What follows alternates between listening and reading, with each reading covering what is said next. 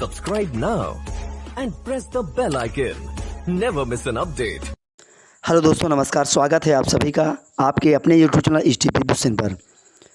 आज के ये 5वां प्रैक्टिस सेट है जो आपके रीड के लिए विशेष तौर से तैयार किया गया है। तो चलिए हम देर ना करते हुए वीडियो को स्टार्ट करते हैं। ये रहा क्वेश्चन आपके सामने।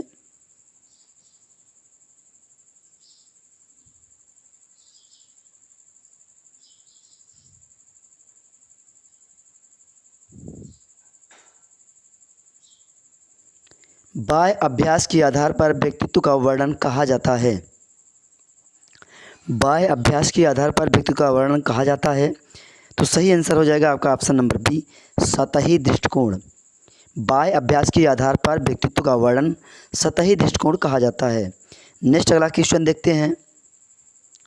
अगला क्वेश्चन है मित्रों, व्यक्तिगत भेद पाए जाते हैं। तो व्यक्तिगत भेद पाए जाते हैं बुद्धि स्तर में, अभिवृत्ति में, गतिवाही योग्यता में। उपयुक्त सही आपका राइट आंसर हो जाएगा, क्योंकि व्यक्तिगत भेद जो हैं इन सभी में पाए जाते हैं। बढ़ते हैं नेक्स्ट अगले क्वेश्चन पर।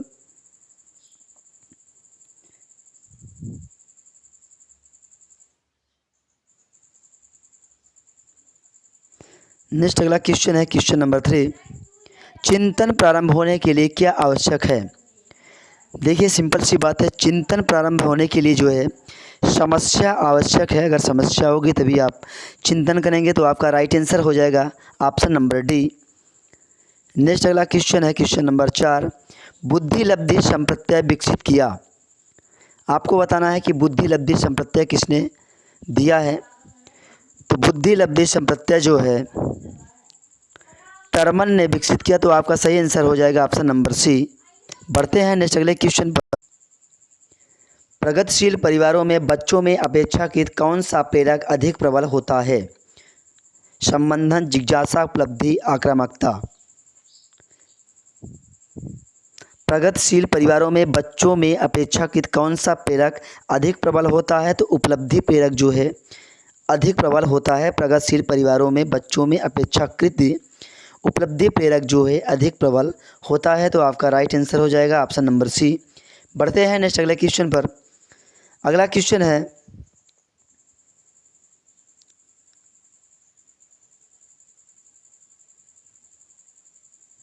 निम्नलिखित में से कौन सा पिछड़ेपन का कारण नहीं है? इन 4 ऑप्शन में से आपको ऐसा ऑप्शन चुनना है जो पिछड़ेपन का कारण नहीं है। Question number 6। तो राइट आंसर हो जाएगा स्वस्थ वातावरण। ये जो है पिछड़ेपन का कारण नहीं होता है। सामान्य बुद्धि का अभाव, शारीरिक दोष, विशिष्ट पिछड़ापन, ये सभी पिछड़ेपन के कारण हैं। बढ़ते हैं अगले प्रश्न पर। व्यक्तित्व का पहला प्रकारात्मक वर्गीकरण प्रस्तुत किया। तो व्यक्तित्व का पहला प्रकारात्मक वर्गीकरण प्रस्तुत हिप्पोक्रेट्स ने किया। तो आपका ऑप्शन सी राइट आंसर हो जाएगा। सामान्य तथा विशिष्ट कारक सिद्धांत का प्रतिपादन किया था। सामान्य तथा विशिष्ट कारक सिद्धांत का प्रतिपादन स्पीयरमैन ने किया था। तो आपका राइट आंसर हो जाएगा ऑप्शन नंबर बी। सामान्य तथा विशिष्ट कारक सिद्धांत स्पीयरमैन ने दिया। नेक्स्ट अगले क्वेश्चन पर चलते हैं। तनाव को कम करने के अप्रत्यक्ष ढंग कहलाते हैं। तो तनाव को कम करने के लिए अप्रत्यक्ष ढंग रक्षात्मक यांत्रिकता। तो आपका राइट आंसर हो जाएगा ऑप्शन नंबर बी। तनाव को कम करने के लिए अप्रत्यक्ष ढंग रक्षात्मक यांत्रिकता कहलाते हैं। नेक्स्ट अगला क्वेश्चन देखते हैं।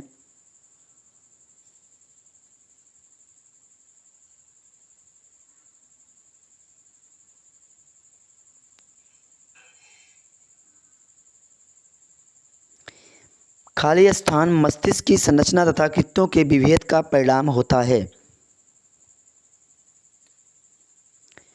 तो डिस्लेक्सिया जो होता है आपका मस्तिष्क की संरचना तथा कृत्यों में विभेद का परिणाम होता है। आपका ऑप्शन सी बिल्कुल सही जवाब हो जाएगा। नेक्स्ट अगला क्वेश्चन देखते हैं।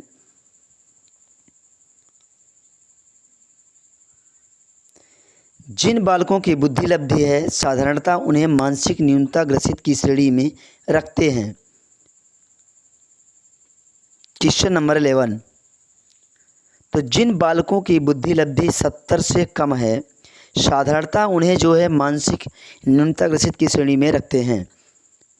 अगर आप चैनल पर नए हैं, चैनल को पहली बार देख रहे हैं, तो चैनल को सब्सक्राइब कर लें, साथ में बेल आइकन को ज़रूर प्रेस कर दें ताकि आपको जब भी कोई नया वीडियो डाला जाए तो नोटिफिकेशन सबसे पहले मिले। हमारे चैनल के माध्यम से आपको शिक्षक संबंधी सभी लेटेस्ट न्यूज सबसे पहले मिलती है। बढ़ते हैं नेक्स्ट अगले क्वेश्चन पर। खाली स्थान बच्चों में अमूर्तमान प्रत्ययों को ग्रहण करने की योग्यता होती है।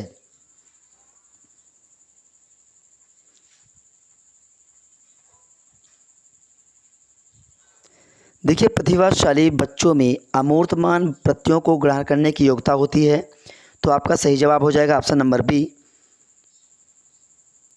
निम्नलिखित में से कौन सा मूल्यांकन का प्रकार नहीं है? देखिए, प्रैक्टिस सेट है, इसलिए थोड़ा स्पीड में लगाते हैं ताकि अधिक से अधिक क्वेश्चनों को हम एग्जाम से पहले क्लियर कर सकें। निम्नलिखित में से कौन सा मूल्यांकन का प्रकार नहीं है? क्वेश्चन नंबर 13 आपके सामने। तो मानक जो ऑप्शन नंबर ए दिया गया है, मानक ये मूल्यांकन का प्रकार नहीं है। निर्माणात्मक, योगात्मक, CCE ये सभी आपके मूल्यांकन का प्रकार है। निम्नलिखित में से कौन सी सामाजिक रूप से वंचित की समस्या नहीं है? Question number 14। सीखने के लिए प्रेरणा का अभाव, ऑप्शन नंबर ए आपका सही जवाब हो जाएगा। ये सामाजिक रूप से वंचित की समस्या नहीं है, बाकी ये सृजनशील को पोषित होने के अवसर नहीं मिलना चाहिए, ये आपकी वंचित से समस्या है, ये भी। बढ़ते हैं नेक्स्ट अगले क्वेश्चन पर। शिक्षा प्रक्रिया में विद्यार्थी है, तो शिक्षा प्रक्रिया में विद्यार्थी आश्रित चर होता है, तो ध्यान रखिएगा। पहला क्वेश्चन आपका ऑप्शन ए सही जवाब हो जाएगा। शिक्षण प्रक्रिया में विद्यार्थी आश्रित चर है। RTE एक्ट 2009 के अनुसार शिक्षक हेतु प्रति सप्ताह कार्य घंटे हैं, तो RTE एक्ट 2009 के अनुसार शिक्षक हेतु प्रति सप्ताह 45 घंटे जो हैं कार्य करने हैं, तो आपका ऑप्शन सी बिल्कुल सही जवाब हो जाएगा। बढ़ते हैं नेक्स्ट अगले क्वेश्चन पर।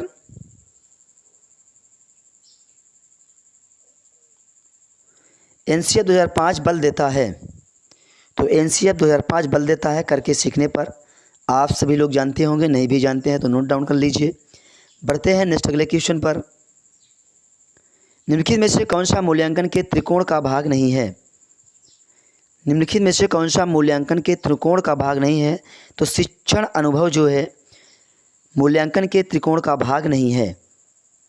बाकी आपका ऑप्शन ए, ऑप्शन बी और ऑप्शन डी ये सभी मूल्यांकन के त्रिकोण का भाग हैं। बढ़ते हैं नेक्स्ट अगले क्वेश्चन पर।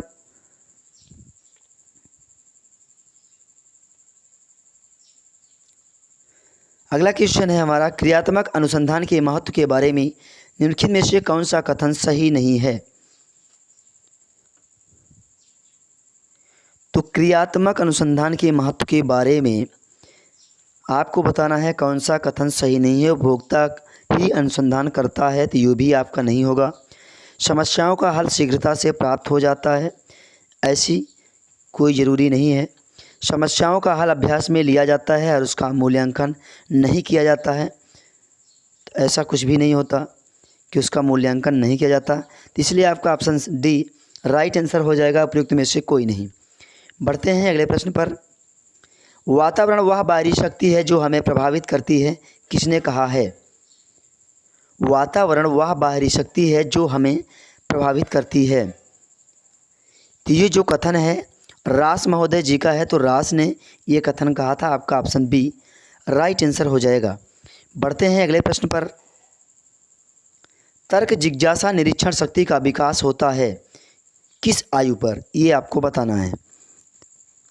देखिए, तर्क जिज्ञासा निरीक्षण शक्ति का विकास जो होता है वो 11 वर्ष की आयु पर होता है, तो आपका ऑप्शन बी बिल्कुल सही जवाब हो जाएगा। बढ़ते हैं अगले प्रश्न पर।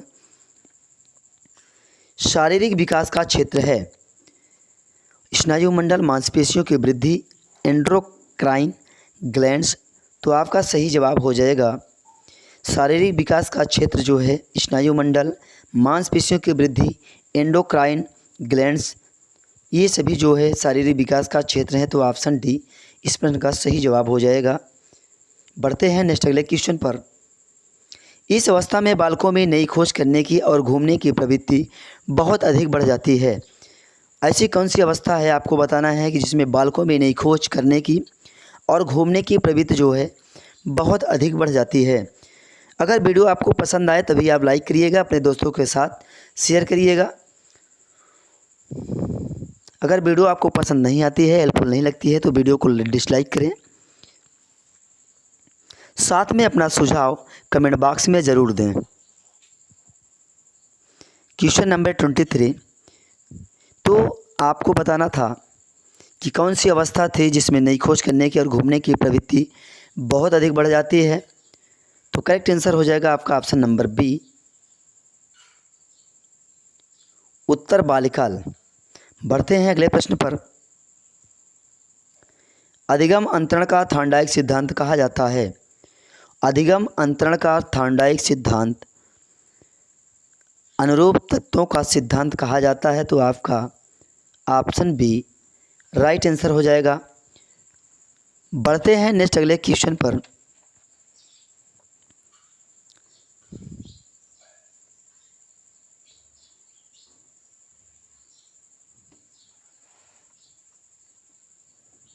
अगला क्वेश्चन है हमारा 25, निम्नलिखित में से कौन सा वंशानुक्रम का नियम नहीं है। समानता, भिन्नता, प्रत्यागमन, अभिप्रेरणा। निम्नलिखित में से कौन सा वंशानुक्रम का नियम पूछ रहा है आपसे कि नहीं है, तो अभिप्रेरणा जो है ये वंशानुक्रम का नियम नहीं है। आपका राइट आंसर हो जाएगा ऑप्शन नंबर डी। बढ़ते हैं नेक्स्ट अगले क्वेश्चन पर। खाली स्थान की अवस्था तक बालक की दृष्टि एवं श्रवण इंद्रियां पूर्ण विकसित हो चुकी होती है। तो ऐसी कौन सी अवस्था है जब बालक की दृष्टि एवं श्रवण इंद्रियां पूर्ण विकसित हो चुकी होती हैं। तो 3 अथवा 4 वर्ष की अवस्था जो होती है, बालक की दृष्टि एवं श्रवण इंद्रियां जो हैं पूर्ण विकसित हो चुकी होती हैं, तो आपका ऑप्शन ए इस प्रश्न का बिल्कुल सही जवाब हो जाएगा। बढ़ते हैं नेक्स्ट अगले क्वेश्चन पर। संकेत अधिगम के अंतर्गत सीखा जाता है। तो संकेत अधिगम के अंतर्गत जो है पारस्परिक अनुकूलन सीखा जाता है, तो आपका ऑप्शन ए इस प्रश्न का भी सही जवाब हो जाएगा। संकेत अधिगम के अंतर्गत पारस्परिक अनुकूलन सीखा जाता है। बढ़ते हैं अगले प्रश्न पर। निम्नलिखित में से कौन सा उदाहरण अर्जित प्रेरक का है। भूख, पुरस्कार, रुचि, विश्राम। तो अर्जित प्रेरक का उदाहरण आपको बताना है, तो राइट आंसर हो जाएगा ऑप्शन नंबर सी। ये जो है अर्जित प्रेरक का उदाहरण है। बढ़ते हैं अगले प्रश्न पर। अभिप्रेरणा वर्णित होती है। अभिप्रेरणा वर्णित होती है, तो ये जो है भावात्मक जागृति द्वारा वर्णित होती है, तो आपका ऑप्शन बी बिल्कुल सही जवाब हो जाएगा। अभिप्रेरणा वर्णित होती है भावात्मक जागृति द्वारा। चिंतन मानसिक क्रिया का पहलू है। क्वेश्चन नंबर 30 आपके सामने और इस वीडियो का लास्ट क्वेश्चन है।